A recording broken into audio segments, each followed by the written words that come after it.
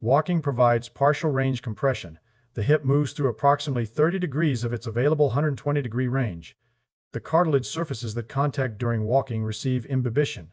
The surfaces that contact only at end range, deep flexion, the range the squat provides, receive imbibition only during deep squatting. A body that walks but never squats is feeding roughly a quarter of its hip cartilage and starving the rest, for 50 years. Synovial fluid in the hip is thixotropic, and a deep squat shears it through the full range that walking's narrow band leaves gelled. The morning stiffness that feels like arthritis may be thixotropy that nobody sheared, a mechanical problem with a mechanical solution. If your hips have stiffened progressively through your 40s and 50s, if you've been told this is osteoarthritis, wear and tear, the natural timeline, your hip joint's end-range cartilage may have been nutritionally deprived for decades because the compression signal imbibition requires stopped arriving when chairs replace squatting. Every population that retains the deep squat into old age maintains hip range, knee range, and ankle dorsiflexion that Western populations lose by 50. Hadza hunter-gatherers spend an average of 9 to 10 hours per day in non-ambulatory postures, as Reichland and colleagues documented through direct accelerometry and PNAS, much of it in the deep squat or cross-legged ground sitting. Their hip joints receive the end-range signal daily. Their cartilage receives imbibition across its full surface. Their thixotropic synovial fluid is sheared through its complete range every morning before Western adults have finished sitting in a chair eating breakfast. The Hadza are not athletes. They are not performing exercise. They are sitting, but sitting in a posture that sends the hip its full maintenance signal, while the Western chair sends a signal that covers 30 degrees of a 120-degree range and leaves the remaining 90 degrees nutritionally dark. Your hip is underfed, starved of the compression signal that imbibition requires. And then, the carry, because grip strength predicts mortality more accurately than blood pressure, and the physics of Y runs through 15 muscle groups in a single diagonal chain. Grip strength predicted cardiovascular mortality and all-cause mortality more strongly than systolic blood pressure, as Leong and colleagues demonstrated in The Lancet in 2015. More predictive than cholesterol, blood glucose, or any single biomarker clinicians routinely measure. The reason is, not that a strong grip prevents heart attacks. The grip is the gateway measurement of a whole-body mechanical system that extends from the fingers to the opposite foot. When your hand grips a load, a bag of groceries, a suitcase, a bucket of water, the forearm flexors generate force that transmits upward, through the wrist extensor stabilizing against flexion, through the biceps and brachiali stabilizing the elbow, through the rotator cuff anchoring the humeral head in the glenoid under downward traction, through the trapezius and rhomboid stabilizing the scapula against the thoracic wall, through the contralateral quadratus lumborum preventing lateral trunk flexion, and into the ground to the opposite leg's hip and ankle stabilizers. One grip activates a diagonal kinetic chain spanning the entire body. Grip strength predicts mortality because it reflects how much mechanical load this entire chain receives. Strong grip means the chain has been loaded, groceries carried from the car, tools lifted in the garden, grandchildren picked up from the floor. The carry sends the mechanotransduction signal through every link simultaneously. Bone density in the wrist, the spine, the hip, all receiving loading through a single functional movement. Muscle mass in the forearm, the shoulder, the core, all receiving the synthesis signal through a chain.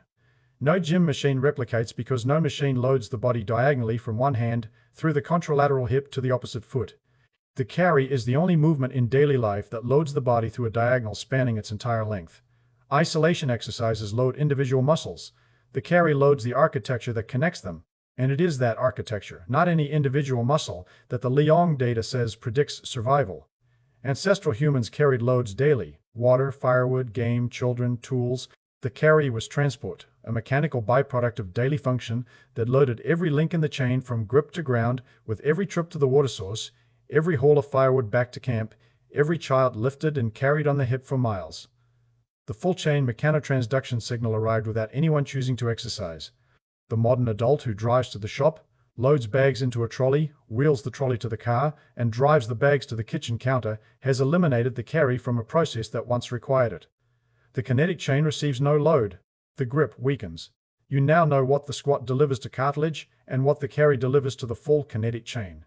The question changes from what individual movements cost individual tissues to the force vector that disappeared so completely most adults over 50 have not experienced it in decades. If your grip has weakened, if jars are harder to open, if you shift heavy bags to the other hand sooner, if you avoid carrying things you once lifted without thinking, the weakening extends far beyond the hand. The grip is the first visible measurement of a whole body chain that has been losing its mechanical input for decades. My grocery bags come home in both hands now, shorter distances, held closer to the body, every meter on foot instead of in the trolley, not heavier bags, ordinary bags carried deliberately, because every meter of loaded walking is a maintenance signal. The 15 muscle chain downstream of the grip requires, and the trolley was silently eliminating. A single test captures the 7 movement principle in one assessment. The sitting rising test, the ability to lower yourself to the ground and stand back up without using your hands, knees, or any external support, predicted all-cause mortality with striking accuracy, as DeBrito and colleagues reported in the European Journal of Preventive Cardiology in 2012. Each point lost on the 0 to 10 scoring scale was associated with a 21% increase in mortality risk. The test does not measure fitness. It does not measure strength in any single muscle group. It measures how many of the 7 movement patterns your body has retained. The squat depth to descend, the hip range to fold, the core stability to control the transition, the lower limb strength to rise, the proprioceptive confidence to perform the sequence without grabbing for support.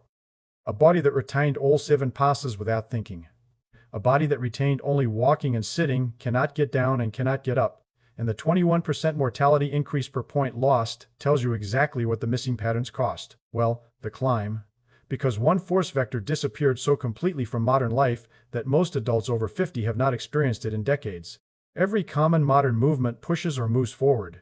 Walking pushes backward against the ground, cycling pushes downward on pedals, lifting pushes upward against gravity. Opening a door pushes or pulls horizontally. The body generates force in these directions thousands of times per day. One direction is entirely absent, the vertical pull, pulling the body upward against gravity using the arms. Latissimus dorsi, the widest muscle in the body, originating from the pelvis and lower thoracic spine and inserting on the upper humerus, is the primary pulling muscle. In a body that climbs, the latissimus maintains tonic strength that actively resists thoracic kyphosis, the forward rounding of the upper back. The latissimus pulls the thoracic spine into extension from behind. Without the climbing signal, the latissimus weakens across decades. Its tonic pull on the thoracic spine diminishes. The kyphosis that develops through the 40s and 50s is partly a latissimus that stopped receiving the activation signal climbing provided daily for 3 million years. If you catch yourself rounding forward at the desk, straightening when you notice, then rounding again within minutes. The muscles that should hold you upright are the muscles that climbing maintained. The demand disappeared. The strength followed. Shoulder capsule during a climb receives overhead end range loading. The arm above the head, the supraspinatus tendon passing through the subacromial space at its widest clearance. If your shoulder aches when reaching overhead, the sharp catch when lifting something from a high shelf, the restriction when raising an arm to wave, your subacromial space has narrowed because the overhead position that maintained its clearance has been absent for decades. The impingement is treated as pathology. The physics says it is range loss from signal deprivation, an identical mechanism to the hip, different joint, different vector, identical principle. The supraspinatus tendon needs the space to be maintained through regular overhead loading.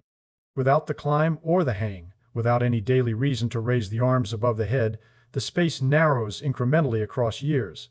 Connective tissue shortens, capsular adhesions form, the acromion remodels slightly downward, until the tendon that once passed freely begins catching on the narrowed architecture. The shoulder that developed impingement at 58 was a shoulder that stopped receiving its overhead maintenance signal at roughly age 12. The last time climbing was part of daily movement. Hanging from a bar, even a passive hang, feet on the ground, partial body weight through the hands, delivers axial traction through the entire spine. Every intervertebral disc is gently decompressed.